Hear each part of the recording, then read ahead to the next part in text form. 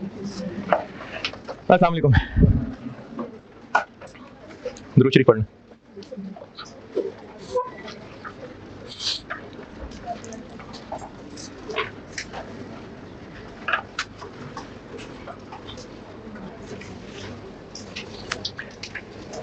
एक मिनट रुको। ये बैग वाली बात कल से एप्लीकेबल है जी, है, यस, ये एप्लीकेबल है। होने दे लड़ाइयां। आप लोग यहां बैठे जिन्होंने बी लॉ की क्लास ली है, वो उनका पहला हक है बैठे।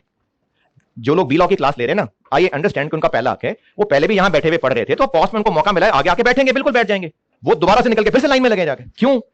और फिर से लाइन में लगे तो कहां? सबसे आगे, सबसे पीछे, क्यों भाई? और अगर इस वजह से कि वो लॉ की क्लास में लेट आए थे, तो अब उन मनुष्यों को सारा दिन पीछे ही बैठना पड़ेगा, क्यों? तो इसलिए जो लॉ की क्लास पढ़ रहे थे बच्चे, वो कॉस्ट में बिल्कुल जहां बैठना चाहे बैठे, उनको किस्मत ने मौका दे दिया, वो बैठे खाली सीटों पे। लेकिन जो बाद में लोग आए, उनको सीट पे बैग पड़ा नजर आए, वो बैग बिल्कुल उठा दें और सीट पे बैठ जाए। है तो बेटे फिर R1 के लिए फिर दोबारा से आए ना, फिर वो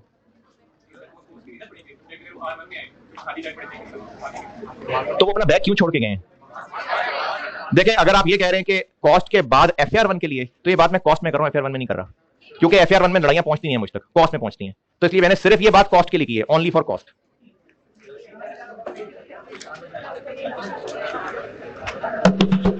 एक सवाल कर रहे थे कल,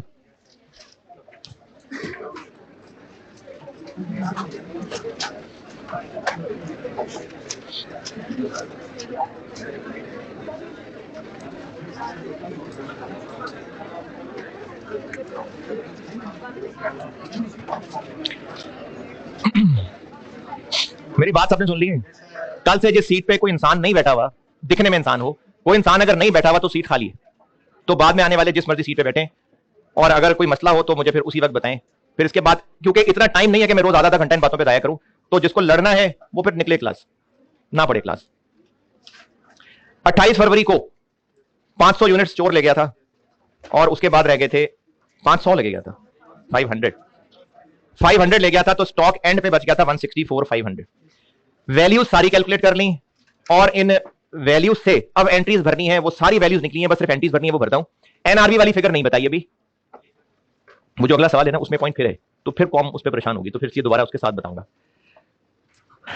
अच्छा, उससे पहले ना एक बात सुन लें, क्योंकि एक दफा एक बच्चे ने पूछा था, मुझे लगा ये तो बहुत शायद बहुत उसको कंफ्यूजन होगी, तो उसने ऐसी बात पूछी, लेकिन मुझे फिर यही बात एक और बच्चे ने पूछी, तो इसलिए हो सकता है कि और बच्चों को भी ये मसला हो। अगर ओपनिंग फिनिश गुड्स का स्टॉक, बस फिनिश गुड्स कह दिया तो ओपनिंग है, मतलब स्टॉक की बात हो रही है, अगर ये मौजूद थे 100 यूनिट्स, और जिनका रेट, मैन्युफैक्चरिंग बिजनेस की बात कर रहा हूं, 20 रुपए था, तो टोटल ये 2000 रुपए के थे।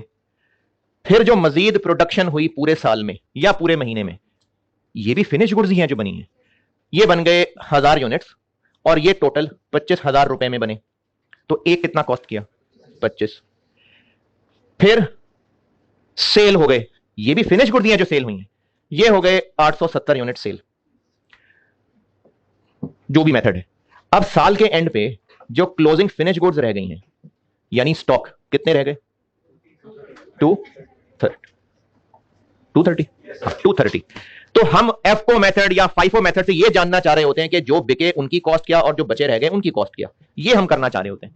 अब सवाल ये है कि ये जो फिनिश गुड्स बनी हैं, ये कोई और चीजें बनी हैं, और जो क्लोजिंग फिनिश गुड्स बच गए हैं, ये कोई और चीजें, इन्हीं में से इतनी साल के एंड पे बची रह गई। साल के शुरू में फिनिश गुड्स किसी एक दिन, साल के शुरू में इतने स्टोर में पड़े हुए थे, पूरे साल किसी दिन हो सकता है 100 बने हो, 50 बने हो, 70 बने हो, पूरे साल में टोटल इतने फिनिश गुड्स ही और बने, इतने पहले थे, इतने पूरे साल में और बने, यही हैं जो बिके हैं, इन्हीं में से कुछ बचे रह गए हैं। तो जो बने हैं ये भी फिनिश गुड्स ही बनी है, और इन्हीं में से कुछ बिक गई हैं, और इन्हीं में से कुछ बची रह गई हैं। तो ये फिनिश गुड्स कोई और चीज है, और ये कोई और चीज है, इन्हीं में से बची हुई हैं। और क्या अगर हम सिर्फ क्लोजिंग फिनिश गुड्स और ओपनिंग फिनिश गुड्स का फर्क ले लें, तो क्या ये 130 यूनिट प्रोडक्शन आ जाएगी? सिर्फ प्रोडक्शन ही थोड़ी हुई, सेल भी हुई है। तो जितने गुड्स बनी हैं उन्हीं में से क्लोजिंग बचा हुआ होता है, तो ऐसा नहीं है कि ये कोई और चीजें हैं और वो कोई और चीजें हैं।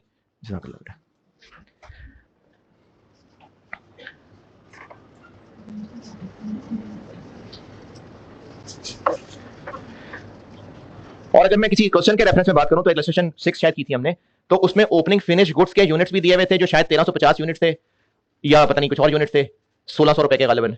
फिर पूरे साल में या पूरे महीने में 5200 यूनिट्स बनाए थे और साल के या महीने के एंड पे कोई 1500 यूनिट्स बचे रह गए थे। तो जितने बनाए हैं और जितने पहले पड़े थे, इन्हीं 1100 में से इतने बिक गए हैं और इन्हीं 1100 में से बचे रह गए। तो क्लोजिंग फिनिश गुड्स हम कहते हैं जो साल के एंड पे स्टिल बची रह गई हैं। मसला क्या है कि उनकी कॉस्ट पता नहीं क्या है, तो वो निकालने के लिए हम FIFO और वेटेड एवरेज मेथड पढ़ रहे होते हैं। वरना ऐसा नहीं है कि ये जो गुड्स बनी थी कोई और चीज थी और फिनिश गुड्स कोई और चीज है। ये finish goods produced during the year है, ये finish goods in stock at end of year है, इन्हीं में से बची हुई है ये।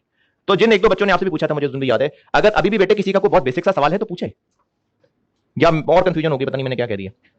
ये नीचे वाले रूम में से बेटा जिसने पूछा था मुझसे, और पूछना है तो बोलिए।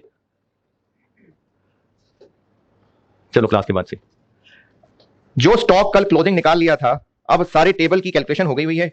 अब करते हैं एंट्रीज, और टेबल के अंदर फिगर्स मैंने कहा था पूरी पूरी लिखें, अच्छा है, वरना रेट में गलती कर जाएंगे। लेकिन एक बार फिगर्स कैलकुलेट कर ली तो अब हमें कोई मजबूरी नहीं है कि हम एंट्री के अंदर इतने लंबे लंबे डिजिट्स लिखें, तो हम लोग एंट्रीज में कर लेते हैं। रुपीज इन थाउजेंड करना है, रुपीज इन मिलियन करना है, दोनों ठीक है।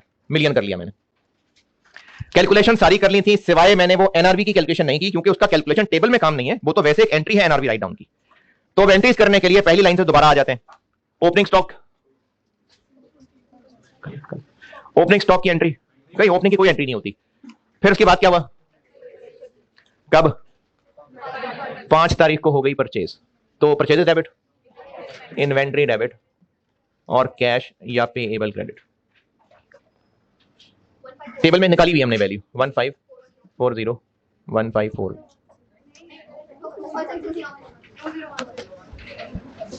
ये देखो ये होता लड़ने से 2016। 5 फरवरी के बाद 10 फरवरी को सेल हो गई। तो सेल की होती हैं 2 एंट्रीज, लेकिन जितने की कस्टमर को बेच रहे हैं वो तो सवाल पे फिगर ही नहीं बताई, तो इसलिए कैश डेबिट और सेल्स क्रेडिट फिर हम कर ही नहीं सकते एंट्री, तो वो छोड़ देते। कॉस्ट ऑफ सेल्स डेबिट और इन्वेंट्री क्रेडिट। ये अब ये सारी फिगर्स कैलकुलेटेड हैं, बस वहां से देख के लिख रहे हैं। 128016।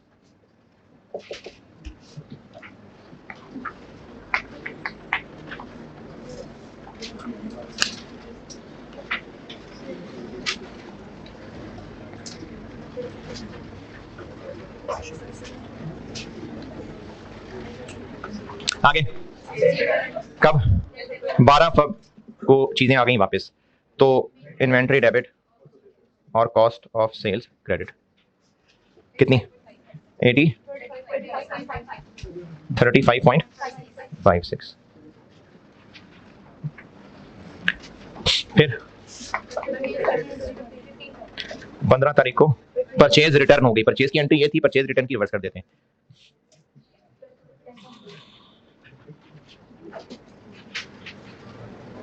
जी 10.8।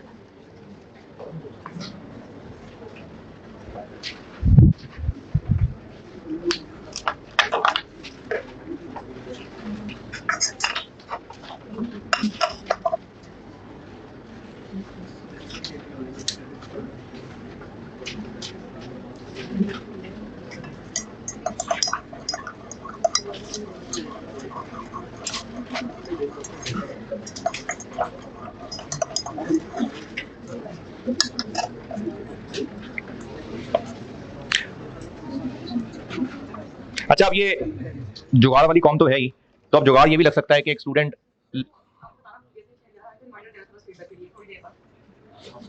पहले मेरी क्लास इतनी सारी निकल गई है बेइज्जती करने में।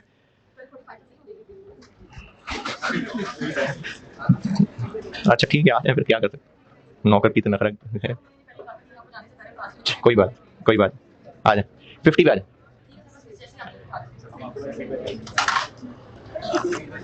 अच्छा, अब वो फनकार भी होंगे जो अपने दोस्त के लिए कुर्बानी देंगे और अपनी नेचर कॉल रोक के बैठे रहेंगे और कहेंगे जब मैं तो लॉ पढ़ के जाने ही वाला था, लेकिन दोस्त आएगा तो तब तक मैं सीट पे बैठूंगा क्योंकि सीट तो खाली नहीं छोड़नी, फिर जब दोस्त आएगा तो मैं उठ के फिर दोस्त को बिठा दूंगा।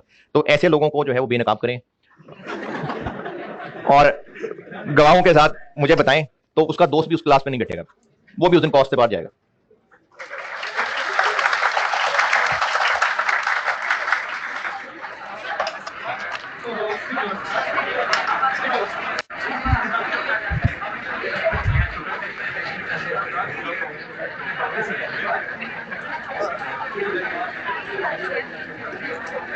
अच्छा हाँ चलो अच्छा मौका आ गया। आप लोग ना जरूर जरूर ये अभी जाफर साहब आएंगे शायद फीडबैक के लिए, आप ये बात जरूर उनके सामने रखिए कि हम लोग लाइन में होते हैं और अच्छे तमीज से आ रहे होते हैं, लेकिन इस पे और क्या बेहतर हो सकता है, लाइन का ख्याल नहीं रख रहे होते, जो है वो कुछ बेहतर तरीका बनाए, कुछ लाइन तरीके से बने, कुछ इस तरह आपका हक है, आप जरूर कहिएगा। ठीक है आप जरूर कहिए, आपका हक है, आप जरूर कहिएगा।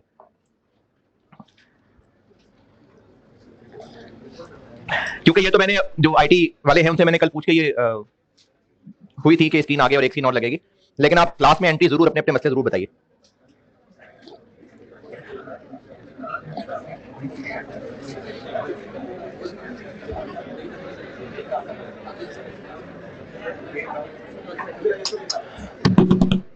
पंद्रह फरवरी के बाद 20 फरवरी को स्क्रैप सेल हुई। अब ये जो स्क्रैप सेल है ये वो नॉर्मल रूटीन वाली सेल्स तो नहीं है, तो इसमें जितना पैसा मिल रहा है वो कैश डेबिट। कितने यूनिट थे और एक बेच रहे थे हम 2000 का, तो 7 मिल रहा है कैश, लेकिन इन्वेंट्री से आउट हो रहा है 24.89, तो जितना नुकसान है ये पी में चला गया 17.89। इन्वेंट्री से पूरी कॉस्ट आउट होगी, कैश जितना मिल रहा है उतना डेबिट, और बाकी जो नुकसान है इसमें वो पी डेबिट। 20 फरवरी के बाद 22 फरवरी को हो गई है सेल, तो सेल हो गई है तो कॉस्ट ऑफ सेल्स डेबिट और इन्वेंट्री क्रेडिट जी 35.56। सारी कैलकुलेशन हो गई है, बस अब उसकी वैल्यूज डाल रहे हैं इसमें। आगे कब 25 तारीख को सेल हो रही है, फिर यही एंट्री हो जाएगी।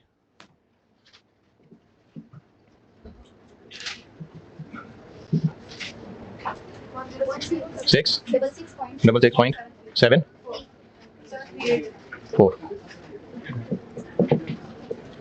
फिर 28 फेब को गुड्स गायब हो गई, तो ले गया होगा, चोर शोर ले गया होगा, तो उसको शॉर्टेज कह लें, बेशक गुड्स लॉस कह लें, या बस P&L कह लें, क्योंकि इन्वेंट्री से चीजें गई। 5 इन्वेंट्री से चीजें आउट हो गई, लेकिन कुछ कैश मिल रहा था तो वो कैश डेबिट, तो चोर कैश लेके जाएगा नहीं, तो कैश तो डेबिट नहीं, तो सारा का सारा P&L।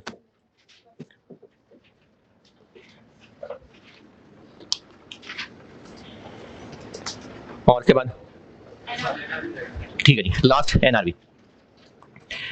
एनआरवी की एडजस्टमेंट ये होती है कि साल के एंड पे जो क्लोजिंग स्टॉक रह गया है उसको कॉस्ट और एनआरवी कंपेयर करके, अगर कॉस्ट कम है एनआरवी ज्यादा है, कॉस्ट कम है एनआरवी ज्यादा है, तो किसी एडजस्टमेंट की जरूरत नहीं है, लेकिन अगर एनआरवी कम है तो एडजस्ट करके उसको एनआरवी पे लाना पड़ेगा। इसको राइट डाउन कहा था मैंने, और उसकी एंट्री बताई थी कॉस्ट ऑफ सेल्स डेबिट और इन्वेंट्री क्रेडिट।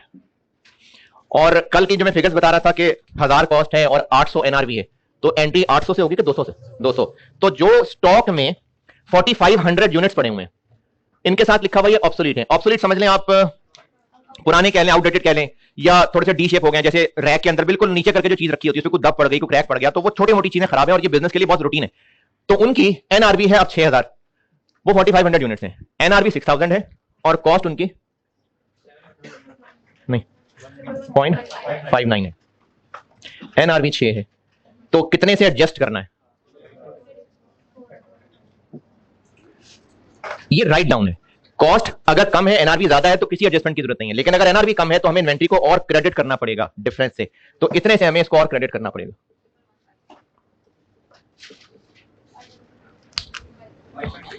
जी 5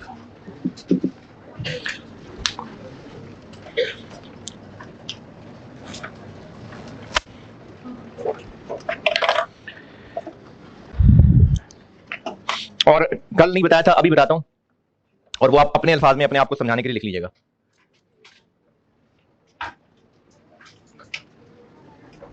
यहां तक नोट करें तो बताता हूं एक बात।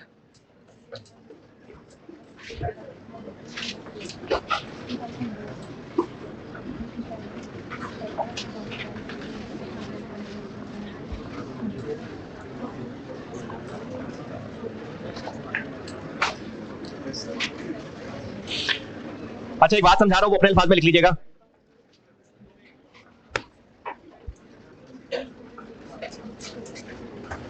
अच्छा ये वो फीडबैक लेने आएंगे ना, तो ये मैं नहीं बता रहा, ये लिखा हुआ है, तब लिख लेना साथ साथ। एक लॉस की चीज बता रहा हूं, कॉन्सेप्ट बता रहा हूं, एक अपने अल्फाज में लिख लीजिएगा, पहले समझ लें। स्टोर में जो चीजें पड़ी हुई हैं, चाहे वो फिनिश गुड्स का स्टोर है, चाहे वो रॉ मटेरियल का स्टोर है, जो चीजें स्टोर में फिजिकली पड़ी हुई हैं तो उनको उठा के रखना, फिर उठा के देना, और रखना तो किसी रैक में रखना, किसी ट्रे में रखना, ये सब जो नॉर्मल हैंडलिंग है, इस दौरान भी चीजें टूट फूट जाती होंगी।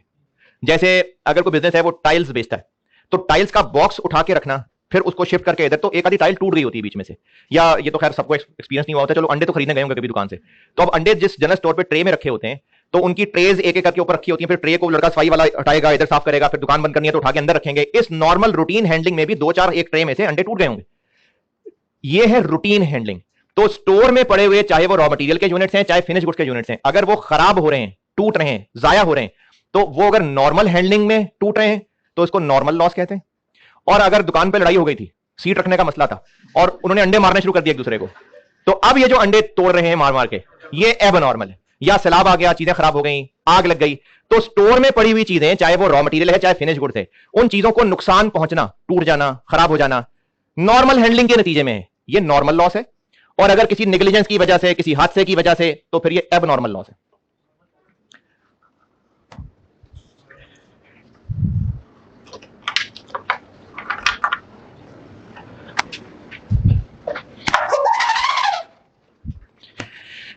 अच्छा, मैंने वैसे तो कराना था, लेकिन कुछ टाइम शुरू में कुछ एंड पे गया, तो ये होमवर्क ट्राई कर लें यार, लेकिन करें जरूर। उससे पहले मैं आपको एंट्रीज दिखा दूं, लेकिन ये होमवर्क आपने ट्राई जरूर करना है। वो बेटे लाइट बंद करना,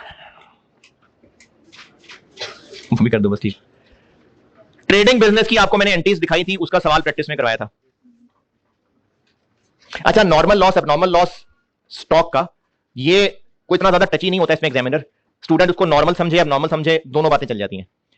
वैसे नॉलेज के लिए ज्यादा जरूरी था बताना। ट्रेडिंग बिजनेस की एंट्रीज मैंने बता दी थी, इसमें चूंकि गुड्स ही थी बस, तो वर्ड इन्वेंट्री काफी था। लेकिन मैन्युफैक्चरिंग बिजनेस के अंदर इन्वेंट्री रॉ मटेरियल भी होगी, वर्क इन प्रोसेस भी होगी, फिनिश गुड्स भी होंगी। तो अब साथ नाम लगाना पड़ेगा, अगर रॉ मटेरियल इन्वेंट्री है कि वर्क इन प्रोसेस है कि फिनिश गुड्स है। तो ट्रेडिंग बिजनेस में से बिल्कुल इस जैसा मिलता जुलता है, इसलिए पहले रॉ मटेरियल बता देता हूं। Raw trading manufacturing business confuse कर दिया मुझे, 5 मिनट दे दें बस, 50 कहा था मैंने। मैन्युफैक्चरिंग बिजनेस में रॉ मटेरियल का स्टोर, तो रॉ मटेरियल खरीद के ला रहे हैं तो एंट्री। ट्रेडिंग बिजनेस में गुड्स ला रहे थे तो इन्वेंट्री डेबिट, यहां पर भी इन्वेंट्री डेबिट है, बस साथ रॉ मटेरियल का वर्ड लगा दिया। और वापस कर रहे हैं तो ट्रेडिंग बिजनेस में गुड्स सेल कर रहे थे, मैन्युफैक्चरिंग है रॉ मटेरियल, प्रोडक्शन को इश्यू हो रहा होगा, तो वहां मैंने सेल और सेल रिटर्न लिखा था, यहां इश्यू टू प्रोडक्शन और रिटर्न है। अच्छा, इसका ना फिलहाल रट्टा है, क्योंकि ये दो चीजें अगले चैप्टर्स में सीखनी है। अभी फिलहाल रट्टा है कि जब मटेरियल प्रोडक्शन को इश्यू होगा, ये क्यों क्रेडिट। अगर वो डायरेक्ट मटेरियल था तो वर्क इन प्रोसेस डेबिट, और अगर वो इनडायरेक्ट मटेरियल था तो एफओएच कंट्रोल नामी होता है कोई अकाउंट, वो डेबिट। ये क्या होता है FOH control, work in process क्या होता है, ये अगले चैप्टर्स में आएगी ये बात, अभी इस चैप्टर में बस रट्टा है। और ये पहले जो सवाल किए उनमें भी ये चीज आई थी सामने कि मटेरियल, बस सिर्फ मटेरियल बताया हुआ है, तो डायरेक्ट है कि इनडायरेक्ट है। डायरेक्ट है, मटेरियल डायरेक्ट है। अगर डायरेक्ट इनडायरेक्ट में तमीज करनी होती तो सवाल वाला खुद ही तमीज सिखा देता। तो अगर नहीं बस मटेरियल है तो वो डायरेक्ट ही है। तो प्रोडक्शन को जब इशू करेंगे तो रॉ मटेरियल इन्वेंट्री क्रेडिट, और अगर वो डायरेक्ट मटेरियल जा रहा है तो ये डेबिट, और अगर इनडायरेक्ट है तो ये डेबिट। और अगर शाम को वो वापस कर देते हैं कि नहीं इस्तेमाल हुआ, वापस रख लो, तो इसी को रिवर्स करते हैं। और बाकी 5, 6, 7 वही जो मैंने कल गुड्स में भी बताई थी कि रॉ मटेरियल स्टोर में पड़ा पड़ा खराब हो गया और बेच दिया, कैश डेबिट, इन्वेंट्री से पूरा निकाल दिया। और अगर पड़ा खराब हो गया लेकिन अभी साइड पे करके रखा है, तो डैमेज इन्वेंट्री डेबिट और नॉर्मल इन्वेंट्री क्रेडिट। बस इसमें फर्क ही आया। अच्छा, ये ना अपने पास लिख लीजिएगा, मुझसे किताब में लिखना मिस हो गया था। अगर वो नॉर्मल लॉस हो तो एफओएच कंट्रोल डेबिट होता है, और अगर एब नॉर्मल लॉस है तो पी&एल डेबिट। आपकी बुक में ही लिख लें, 6 और 5 और 7 में। ये मैं पेज 3 पे हूं शायद, बुक में पेज 3 है शायद, या 4 है, पता नहीं। मैन्युफैक्चरिंग बिजनेस रॉ मटेरियल की बात हो रही है। अगर रॉ मटेरियल का टूट फूट जाना नॉर्मल था तो एफओएच कंट्रोल डेबिट, एब नॉर्मल था तो पी&एल डेबिट। और एनआरबी राइट डाउन बिल्कुल वही जैसे किया था, बस वहां ट्रेडिंग बिजनेस गुड्स था तो यहां कॉस्ट ऑफ सेल था, एनआरबी राइट डाउन। और ये रॉ मटेरियल है तो ये एफओएच कंट्रोल नामी अकाउंट में जाएगा। एफओएच कंट्रोल क्या होता है, क्यों होता है, ये अगले चैप्टर्स में है। अभी फिलहाल बस ये एंट्रीज इस तरह से याद कर लें। एक सवाल करके जरूर आइएगा, है वो मोस्टली उस जैसा जो कल किया था, वो है जी स्प्रिंग नहीं, ऑटम 10 मेरी बुक में क्वेश्चन 6, पेज नंबर देख लें। ये देखें, manufacturer, following information pertains to raw material. तो अब ये रॉ मटेरियल का परचेज, इशू, डिफेक्टिव वापस आ गए थे, रिटर्न, तकरीबन वैसा सही सवाल है। तो है वेटेड एवरेज, वेटेड एवरेज। तो इसी तरह टेबल बना के और एंट्रीज करनी है, लेकिन ये करके बेटे जरूर आना जी, आ जाए, ये करके आना है जरूर। कल फिर मैं मैन्युफैक्चरिंग बिजनेस की फिनिश गुड्स करा के उसका सवाल कराता हूँ। ठीक है जी, अल्लाह।